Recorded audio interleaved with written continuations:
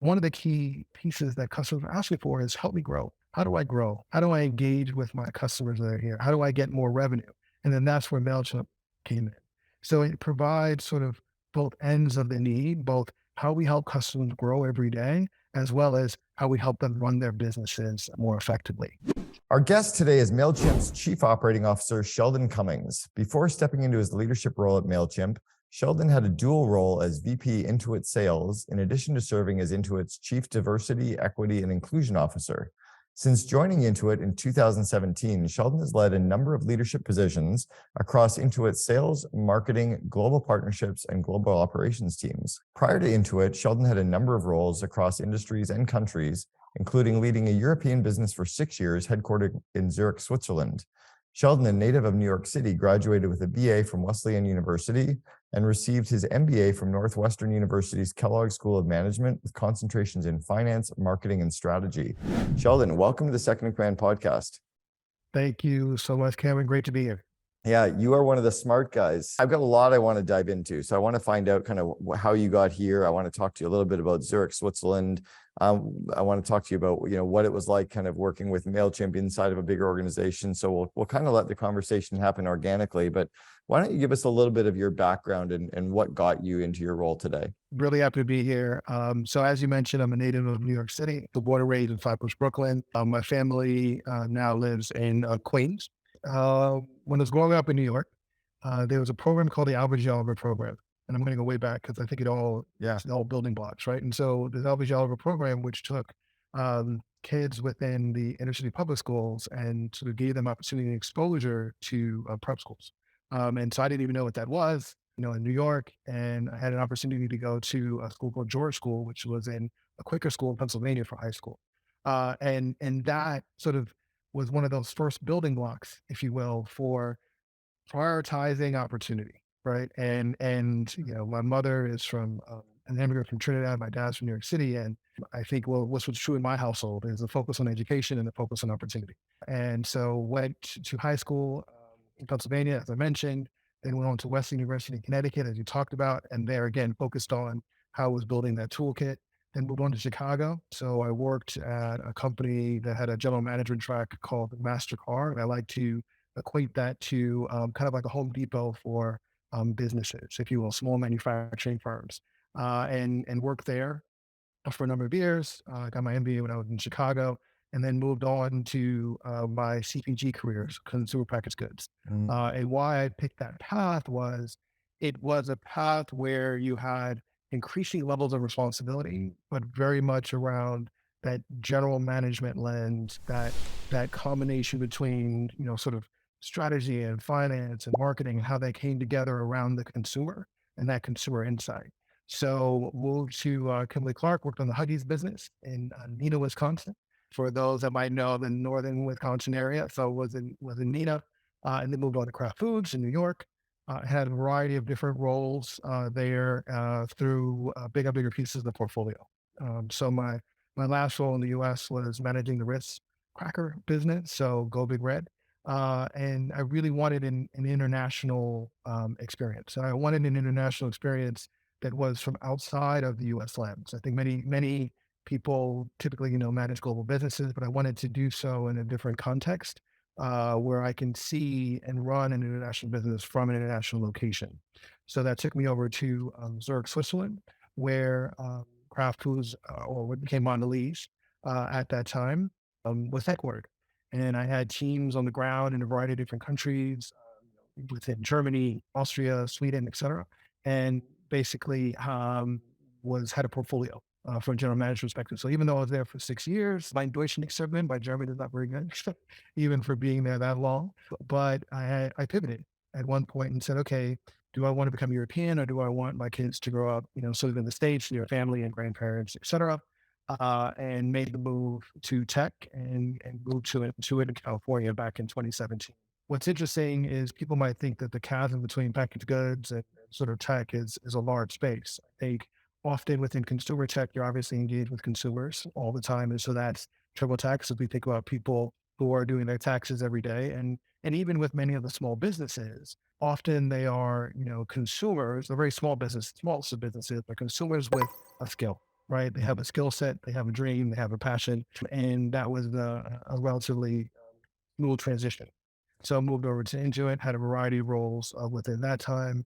I could talk to you more about the diversity, equity, inclusion lead role before I moved over to COO, because that was also an interesting sort of building block. And then became the chief operating officer at Mailchimp before the acquisition back in 2021. So you just gave me a whole bunch, and it's funny that you almost answered a bunch of my questions as you were even talking too. When you said that, the leap from these bigger brands into tech, it seemed like oil and water to me. Let's go back to you said something about prioritizing opportunity at the Quaker school. What did you mean by that? Yeah, great question. So I think often you either are really focused on, as you're building a career, you're potentially going to be geolocated. And so saying, I'll take whatever the opportunities are that might happen within a certain location, or you might be focused on the opportunity wherever the location might be. Mm. And so as I've been looking at building my career and my education, it's been very focused on what's the opportunity wherever the location might be. So that's what took me from, New York to Pennsylvania, Connecticut, Chicago, Switzerland, California, and then now Atlanta, Georgia. So all those things is when I really looked at kind of prioritizing where that opportunity was and how that could help sort of build that toolkit. Build that toolkit off. What do you think and you mentioned this, the GM track that you were in, and did you call it Mastercar? Oh, so the company was called McMaster Car.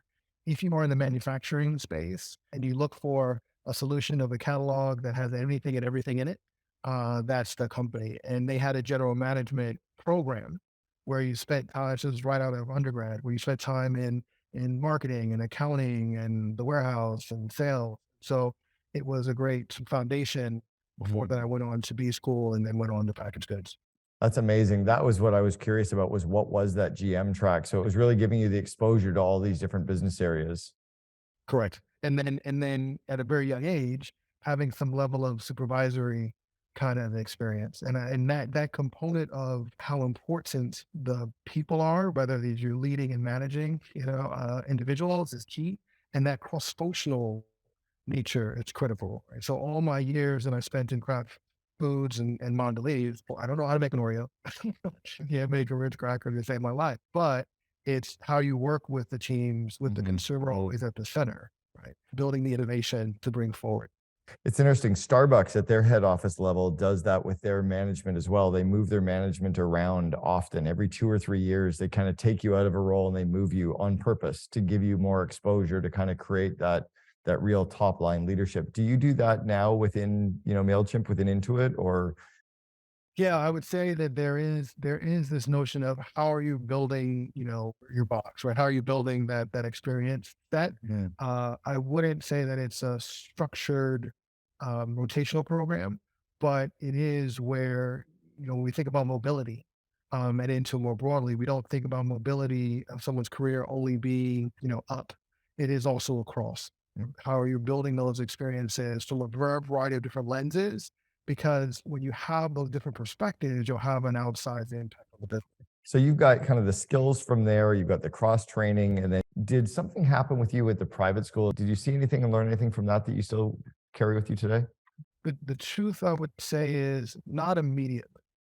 So, and let me break that down. So, when you first get out of school, whether that be high school, whether that be undergrad, and even graduate school, for me, it wasn't an immediate impact of the network. Right.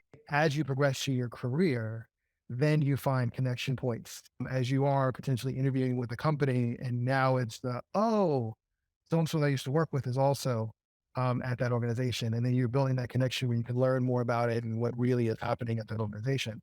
I would say the benefit that is immediate when you're going through the private school and the college, et cetera, is this notion of resiliency, this notion of putting yourself into environments where you're not comfortable and sort of relying on yourself and quickly building a network and quickly building trust to then navigate and have an impact. And so didn't know what that high school, was, never heard of prep school, never lived outside, overseas. before in the US. And when people hear about my background, they would think about me being born in a military family. But the reality is, my parents still in the same hole that I was in, when I was a kid. I love the fact that you got to live in Switzerland too. Like you couldn't have picked a more perfect country, right? It's just Oh, amazing. Like, it's absolutely amazing. And one of the things about Switzerland, which is fascinating, is just how the society works so smoothly. Like, there's the stereotype, but it's actually true. it Uh, does. you know, Like it's crazy. They say that the trains like leave exactly. They just leave on time. Like everything works like a Swiss clock. It just functions. I'll give you one quick aside. So in my time there, and you live in the city of Zurich, there was a little app that you would have on your phone. It's called the ZBV app. And with this app, you can pick any location you are in the city of Zurich and any location that you want to go to. And the app would map out the amount of time it would take to walk to the bus, the time the bus would arrive, the time the train would arrive, the time it would take you to walk to the final destination. And I tell you, it literally worked perfectly Yeah. like that. So can you imagine how much from a clockwork perspective it needs to be to make that type of system work? And it did. Do you ever try to bring any of that into the business? Oh, well, I think that what you try to bring in is that user experience in those magic moments. As we are digging into our customer insights, as we're thinking about the overall experiences, it's really about how you are, one, from a UI perspective, how simple is that? How engaging is that? And then two, how do you leverage AI and all the machine learning to make it even easier? To bring that magic to the hands of the customers. We want to support and continue to support that underdog, right? We want to support that person that has that dream of the small business and they're willing to put that into action. And when you think about the importance of what small businesses, mean, in the US, for example, there are 61 million small businesses across. They are truly the ones that are driving a key chunk of the economy. And so being a tool that not only helps them sort of with their books and obviously their taxes, the QuickBooks, into a TurboTax, et cetera, but also how with Intuit Mailchimp, we're helping you grow your business. What we do is try to bring the power of the platforms together to make magic for the customers and help them deliver against their dreams. I love that. I love that you just gave a data point of the 64 million US small companies too. That's crazy town. Okay, I want to ask you about everybody tells me about their experiences and what they've learned out of their MBA program. So I'm not going to ask you about that. I've always been kind of enamored with the CPG space, the consumer packaged goods. When I was graduating from university, I really wanted to go work for Procter and Gamble, and I wasn't the smart kid, so I just didn't get to do that. And I was running my own business at that time anyway, I guess. But what do you think you pulled from the CPG experience? Because for me, it seemed like you were kind of running a business, entrepreneurial in a way, that you were kind of running a business or a business unit. But what skills did you pull from that you carry with you today? Yeah, great question. I like the way you were just like, yeah, I was actually running a business at that time. So you probably should have known. You gotta I just had like I sit had there. 12 employees when I was 20 years old, so I really was. That's awesome. One thing that you learn is how to decipher and tell a narrative from numbers. Mhm. So before you ever do a commercial or mess with marketing or any of that, you need to be able to understand the fundamentals of the business. And so every week when we started out, we had to say, this is what happened last week from Nielsen. This is what happened across the competitive set, our share, what was happening across the overall business. And you had to, in essence, is that on Wow. plan? Is it not on plan? And be able to tell a narrative off of the numbers. So that was a great sort of foundation because you literally rolled up your sleeves, got into the data, but not only sort of reported the data, but had to pull a narrative, pull a story, and say, what do we do next? The second key foundational component that you bring forward today is this notion of that consumer obsession, right? Or that customer obsession. When you're thinking about the brands that have been around for a long time, you say, well, how can you innovate anymore? How can you drive any more impact? But this notion of that customer and that consumer is at the heart of everything that you do, and you're not able to sort of build more broadly without them. It is something was true within CPG. It's something that's true at Intuit today. We have processes designed for delight. We actually look at how we're getting the insights for the customer that we have and how we can bring that through our products. The third one is that cross-functional nature that I touched on. And it's even more complex when you think about the level of functions that need to be included. So that's both the people that are doing the marketing, the people that are doing the manufacturing, the supply chain, the quality assurance, the customer, right? So now you're bringing in another intermediary in the process, and how are you going to sell and give that co-benefit?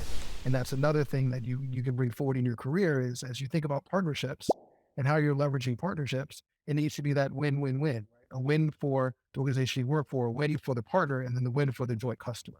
So that notion of how you bring that through is another critical piece. And then lastly, I would say is the sort of the vision and setting the strategies and initiatives. How are you setting the vision for this brand and business as we move forward? And then how does that translate into the strategies and initiatives that we have and how we have accountability every single week? So those are great foundational skills that you have and can take anywhere. Tell us what Mailchimp is and how did that kind of acquisition of Intuit of Mailchimp go? Yeah. So Mailchimp, basically, what's interesting about us and the company is we are one that is an email marketing and automations platform. Mailchimp focuses on how we drive for that underdog and how we're looking for growing businesses. And so we're empowering millions of customers around the world to build and grow their businesses.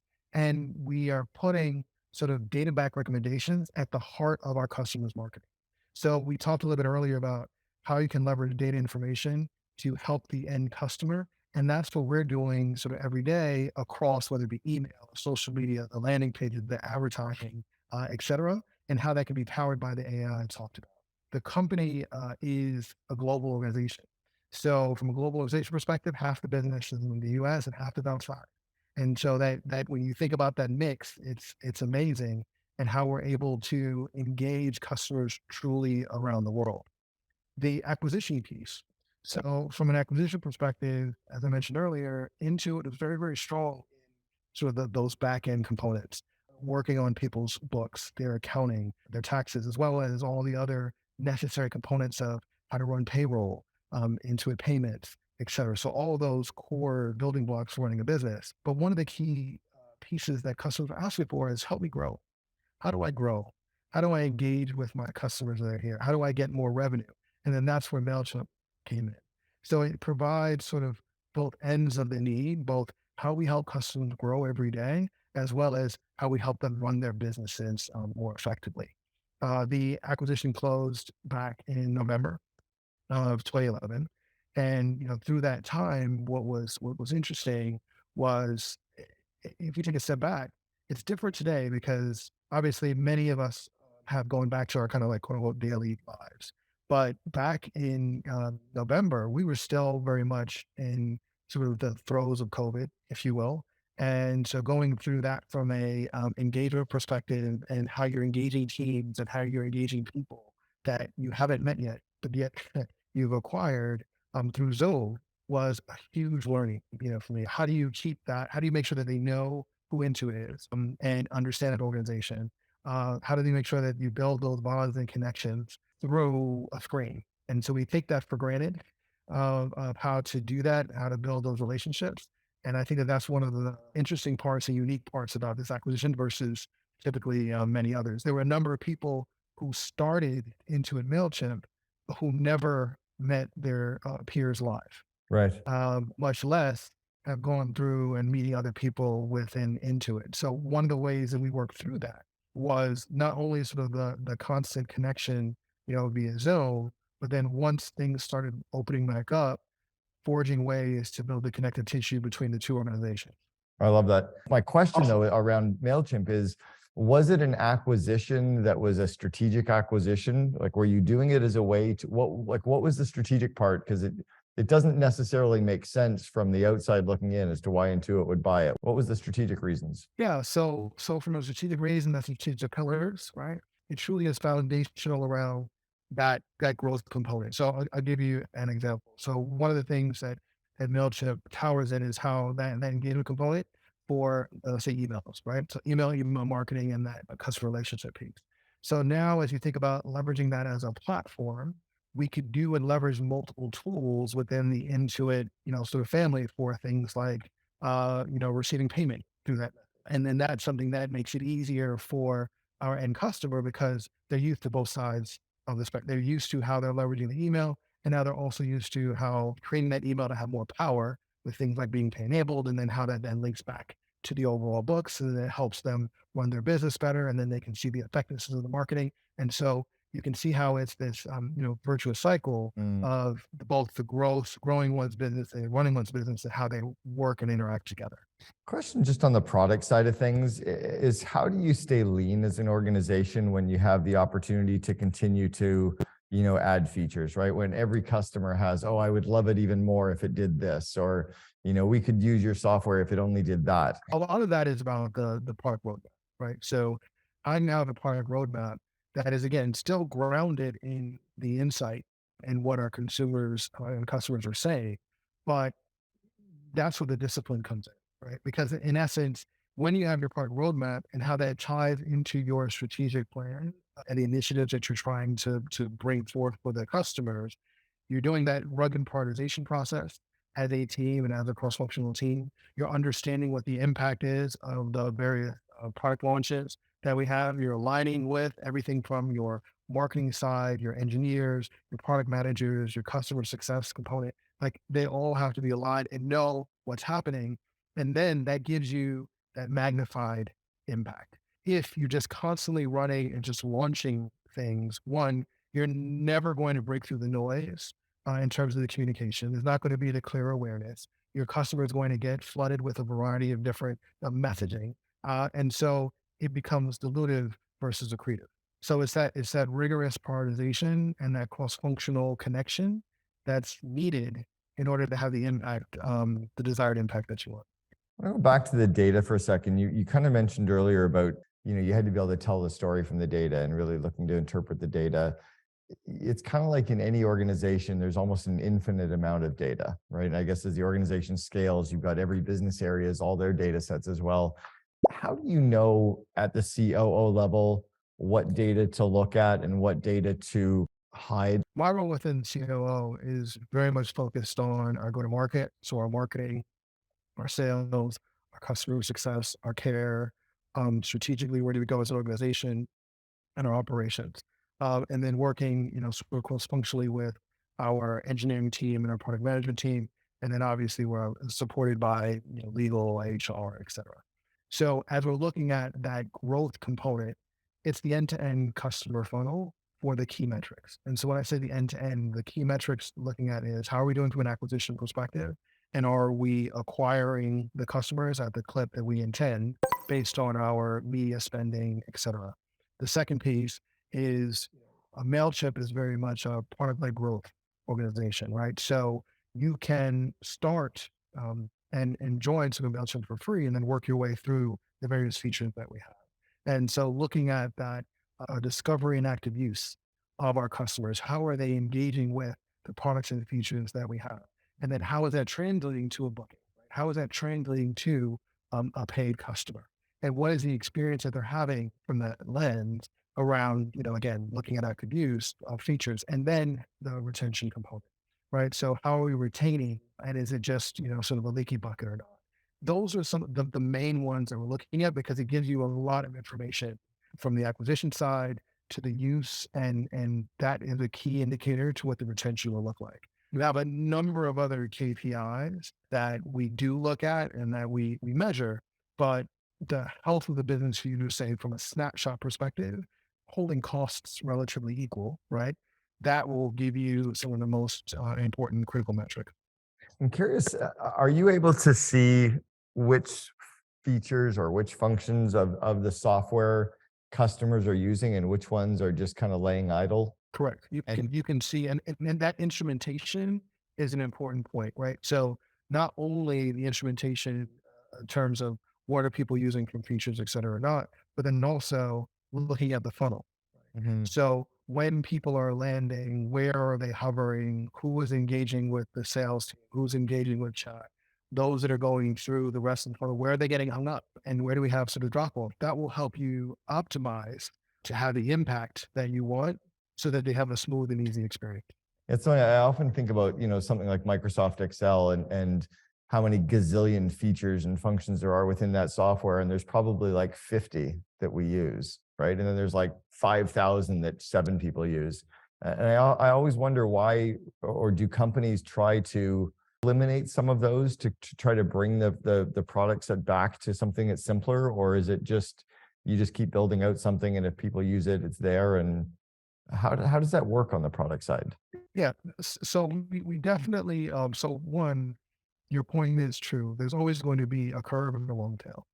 So that is always that true about every product that exists. Going back to your earlier point around the you just built thing. Well, the goal of that ruthless prioritization and the testing is to ensure that when you build, it will have that desired impact and have that use that we're looking for with our customers so that it's not just adding to that long tail. Understanding what you sunset is important too, right? So it's not just what you build, but it's Mm. also what you sunset. Now, the goal will be as you are doing your testing for a launch and as you're iterating, because speed is critically important of continuing to learn and test as you go, the goal would be to do as much learning as you can before you, let's say, do a full rollout. So you're understanding that level of engagement with the cohorts so that you are knowing which will land the way you intend. Those are all the things that we put in place. One is the rigorous prioritization and testing. Two is you're testing along the way and pivoting through that journey to ensure that you have the optimal experience so you prevent as much as you can that long tail, which could be confusing to customers and sort of muddy down the experience, but also be willing to sunset things when needed. I love that. All right. Curious about when you came in as the COO for Mailchimp. I mean, so there's an acquisition. How many employees were in or at Mailchimp when you joined? Yeah, so Mailchimp, roughly has 1,500 Okay. plus employees, and so what we've done, throughout that time is it's in that ballpark. We're a few hundred more than we were, when we started, and again, we started that within in the COVID context. We are predominantly within the U.S. from an office location perspective, and the headquarters that we have are in Atlanta. So it's been in Atlanta for a few decades and really has a sort of unique space and presence in the Atlanta market. One of the things that's been very welcoming and different is I used to be in San Jose, as I talked about, Intuit's headquarters is in Mountain View. And there obviously it's Silicon Valley. It's the Bay Area that we know of. And so the number of tech companies you can't count. What's great about Atlanta is not only is it a strong tech scene and a growing tech scene, but then because MailChimp has had such a presence for so long, both within its tech scene and within the community, the number of people that you connect with that you might say, hey, Chief Army of Mailchimp, oh, and you'll get a story, right? Yeah. And it's not just a story from a tech lens, but also the impact on the community. Because throughout that time, there's been a lot of corporate social giving, et cetera. It's been not only the tech, but also the impact on the community and organizations. It's something that we are building on from an Intuit perspective, and we're lucky to continue that. I think that's one of the questions that I received, when I started is, well, now that Mailchimp has been acquired by Intuit, does that mean that we're going to be less invested in the Atlanta area? And actually, it's the contrary. One of the programs that we support, Clayton State has its technology program. And what we've done since the acquisition is taken that MailChimp foundation from a funding perspective and then tripled it. So that's one of those types of examples where we're really invested in the Atlanta community. So, a question I've got related to that was when you came in as the COO, there was 1,500-ish people that were already there before you. How did you navigate that whole like, well, who the is he? Like, why does he get the job that I didn't get? And now I'm reporting to this new guy. At least you're likable, but it'd be hard for somebody who is a jerk. You seem like a good guy. How do you move into an organization above everybody else and build the relationship? What is the first 90 days like? Can you give us any lessons there? One is really starting off with being human first. I know it sounds cliche and those types of things, but being vulnerable with the teams and the people to say, you know, there's a lot that I don't know. There's about MailChimp. There's a lot that I'm looking to learn. from all of you, and there's an opportunity and excitement to work together. And people know, and they can tell whether someone's coming in thinking that they know everything.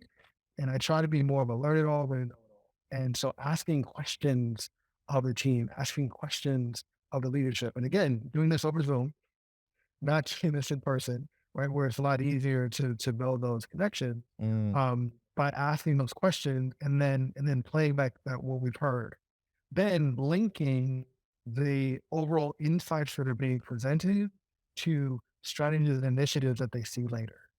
They see their voices in the outcomes that we're sure. driving in total. Three, I would say, is ensuring that they know that the missions of the organization are the same. Intuit is focused on power and prosperity around the world. Like that is truly what it's about, and how we are championing the underdog. That same language is used in Intuit Mailchimp, and then has been in terms of how to champion that underdog. That focus on small businesses and the resiliency that's required and how we're here to help. So that's another sort of tick point where people can say, okay, I'm being heard, Yeah. and I can see how my voice is included in some of the direction, and I understand the why. And that why is the same for both organizations. So I know that where I've invested my time for the last few years, I know that this new organization is similarly minded, have similar passions and interests and outcomes that they're striving for the customers. And so those are some of the things that we put together to win the hearts and minds, if you will, of the employee. I like that. Um, I'm not thinking of your direct reports because I would imagine your direct reports are fairly seasoned, solid executives already. I'm thinking of one layer below them, not to say that this next group is not seasoned or solid, but what kind of skills are you trying to impart on that kind of mid-level management group? And my question is because I launched a course recently called Invest in Your Leaders, and I have these 12 skills. I'm curious what you're working with those kind of mid-level managers. What are you trying to skill them up on the leadership side? So less about your product and software, more like the skills and leadership. Where do you focus with them? Where are you trying to grow So, them? so one thing that, especially as you're going through change, and we're all going through change at rapid paces. And again, I know it sounds cliche, but it's true, especially when we think about how to navigate and lead through COVID. Right? That's something that people have not seen before. Mm, And this notion of leading through change, right? Leading at a speed and a rate through change, because often the middle managers can be frozen, and they are critical to the success of how messages and how key strategies get implemented across the whole organization. Their buy-in and their leadership, right? It's like it's not only about kind of being on the sideline, but it's also about being there in the game with the leaders to help continue to drive and put forth, push through change. When yes, there's a lot of uncertainty. Yes, there might be concern about, what about me? Yes, there might be some unknowns about how we navigate this because we haven't seen it before. And so that notion of leading through change, I think, is mhm. one that we are continuing to work with and continuing to reinforce. The second piece is around how the teams are continuing to assess and sort of push talent on their teams, because that is a key component as we think about that acceleration component, how we accelerate that team assessment, that team development, that team leadership. That's something that's a skill like every other one, right? It's not something that just happens. We have to be intentional about it. So there's a lot of foundational learning that we have within the infrastructure that we have or across Intuit Mailchimp to focus on development of our managers, development of skills, those types of things, because it's a critical piece for how we move forward. So leading through change, the development of the team, and then how we cascade that information down and have that listening loop. We do engagement surveys, a few times a year because we want to know where the employee base is, Mm, right? We want to know how they're doing. And then how are we going to be actionable about those insights? So it's not just listening for listening's sake. It's truly about here's what we're hearing with our various cohorts, and then now how are we going to address it the same way we would with our customers. I love this. All right. How about yourself? Where are you working on your skill sets? I'm continually working on being that bridge, an effective bridge between sort of the Mailchimp organization and the Intuit organization. right? Because in essence, I know both. How do we ensure that we are moving with speed, both of those organizations? So that's one thing that I'm actually working on is being that not only that connective tissue, but then finding ways to leverage the strength of the mothership, if you will, to then accelerate the Intuit Mailchimp, division. The other thing that we're focused on is how can we ensure that from a technology capability perspective, we're leveraging the great wealth of everything from the engineering skills and capabilities, the marketing skills and capabilities, and taking that power and bringing it to life to drive the Intuit Notion business harder and sort of faster. So looking at ways that we are doing that are things that I'm, continuing to work on. And then to be honest, how now that we are open, just really I've been working on how I'm engaging with those next level down, right? What that next level down is, because for the first few months, when we were all closed and it was COVID, I didn't have that, that similar opportunity. But now that we do have that opportunity to get together at work, how we're creating that community, because there is power that comes from those hallway conversations. And so driving that encouragement to having people come in, having that conversation, having the workshops together, the whiteboard, is a powerful thing to write on together collectively. I'm trying to continue to build that sense of community. Are you having people come back into the office now? Is it a requirement? Is it more optional? We're hybrid in the way that we approach it. I think that's similar to lots of other companies. We are not mandating people are in the office 5 days a week or anything like that. But it's more about within that hybrid space and in that hybrid opportunity, it's more about how we're creating those moments of connection that honestly people value. Once they are in a few times, they're like, "Oh, I missed this. Yeah. Oh, I missed these conversations." Yeah, that's what I'm hearing and seeing as well. All right, I want to go back to the 21, 22-year-old Sheldon. You're just kind of graduating college. You're going to go off and start in your first career job. What advice would you give the young Sheldon?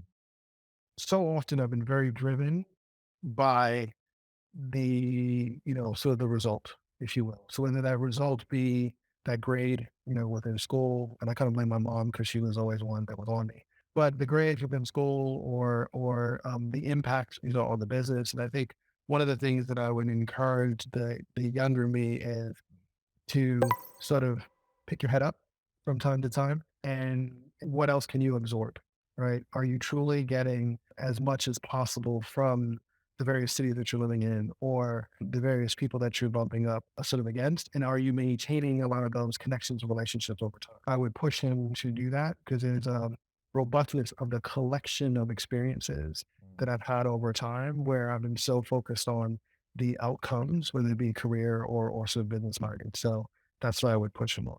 I love that. Sheldon Cummings, the COO or Chief Operating Officer for Intuit Mailchimp. Really appreciate the time today on the Second Command podcast. Well, thanks so much, Cameron. And when I came in, of course, there's going to be people that are happy, people that are not happy. There's no situation where everyone's happy. Just have to be very clear about the changes that are coming, when it's going to come, what's going to change, and then just try to over communicate that. You can't please everyone. There's going to be some people that just don't want to change, and if they'll leave on their own, or you have to get them out.